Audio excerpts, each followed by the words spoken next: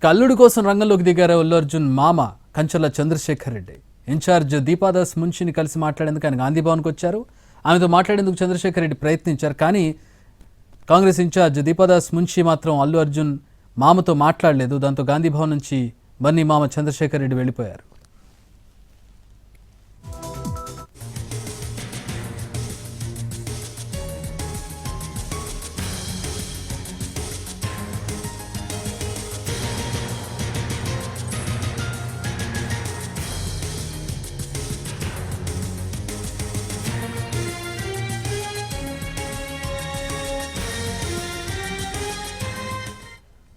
అల్లుడు కోసం రంగంలోకి దిగారు అల్లు అర్జున్ మామ కంచర్ల చంద్రశేఖర్ రెడ్డి. కాంగ్రెస్ ఇన్ఛార్జ్ దీపాదాస్ మున్షిని కలిసేందుకు ఆయన గాంధీ భవన్కి వెళ్ళారు. ఆ దృశ్యాలను మనం చూస్తున్నాం. ఆయనతో మాట్లాడేందుకు చంద్రశేఖర్ రెడ్డి ప్రయత్నించారు. కానీ ఇన్ఛార్జ్ దీపాదాస్ మున్షి మాత్రం ఆయనతో మాట్లాడకుండా వెళ్ళిపోయింది. దాంతో గాంధీ భవన్ నుంచి బన్నీ మామ చంద్రశేఖర్ రెడ్డి తిరిగి వెళ్ళిపోయారు.